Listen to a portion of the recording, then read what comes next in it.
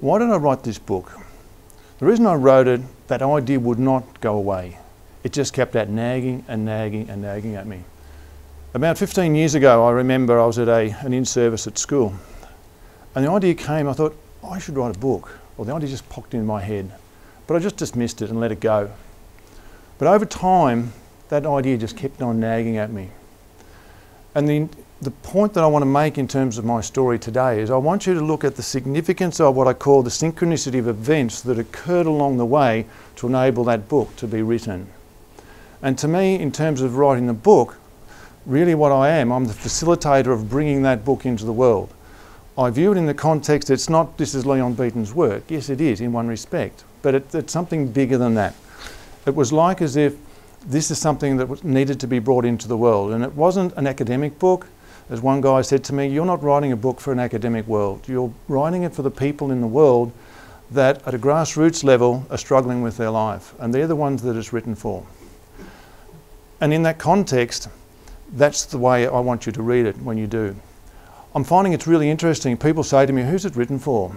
And my own thinking was, I've written it for the people what I call between the ages of 18 to 25. But what ended up happening was, I'm finding my audience is so much broader than that. I've got students who are 16 years of age who want to buy it. And I've got people who are in their 50s who are also buying it and reading it. And the feedback I'm getting back is amazing. So I don't know what my audience is. And at the end of the day, it doesn't really matter. The fact that it's been written and it's put out there, whoever is to read it will read it. And that's what it's about. The other part I want to share with you is what's it about? It's written for those people who, they wake up one morning and go, you know, this is not how my life is meant to be. And our world is full of people like that. We see it all the time. We see people that they go to work, they're not happy, they're in a job that doesn't satisfy them, but they don't know how to change it. And the frustrating thing for those people is they haven't got the skills, they don't have the talent to actually move and make a change. And they're afraid, they're frightened, they're scared. And the part of what I've done in this book, I've tried to put as best I can the strategies and skills to give people the confidence to step out and actually make a change in their life. In that context, that's why I have written it. How it came about, I started writing, and I need to go back a little bit for you. As my journey has unfolded, I need to give you a little bit of a background. After I was with Ian up in the mountains, I remember going to the top of the mountain. We went to Everest Base Camp, but we didn't get to that part. We went to another part which is called Gokyo Ri, and we're up about 500 metres higher than that. And we're up there one morning at about 7 o'clock in the morning, freezing cold, about minus 20 degrees. And we saw the sun rise over Everest. And I just sat there and I just cried and cried and cried. It was incredible, it was emotional, it was just cleansing. Because 2006 was a pretty dramatic year. But it was just what I would call a cleansing process that I loved. Then I came home, and Cheryl gave me a ticket to go to an event. She said, oh, whatever you do, don't spend any money, in a nice, caring way. I signed up for a course, about $5,000. And then I thought, okay. And I thought, what have I got to lose? I wasn't happy where I was. Things weren't working out. I was basically broke, had a little bit of money. I thought, bugger it.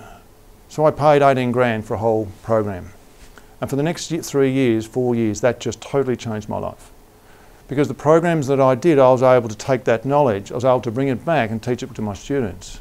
So I had a perfect venue. I could learn, teach it. And you don't know what you know until you actually teach it. And part of that journey was the people that I met. And the thing that I want to say to you is that your journey in your life will unfold for you perfectly, as long as you're awake and open to what comes to you. And that journey has been amazing for me. I then met another lady I was chatting to, and this particular lady said to me one day, she said, I want you to write. And she was pretty dogmatic about it. She said, I want you to write. And I said, okay. She said, you are all about communication. And I didn't know that at the time. I had a feeling, there was an inkling inside of me that that's what I was to do. But you just store it away and you go, okay, I accept that. But the most profound situation was, one of the courses I was at, I was meeting up with one of the ladies that had been on that course. She said, do you mind if I bring a friend along? And I said, yeah, by all means. So we went to have a cup of coffee in South Melbourne. And this lady, she just walked in the door, she put her hand out to say, hello to me, and before she had said another word, she just looked me straight in the eye and said, "You are to write." And I've gone, okay, there's two people that said to me, start writing.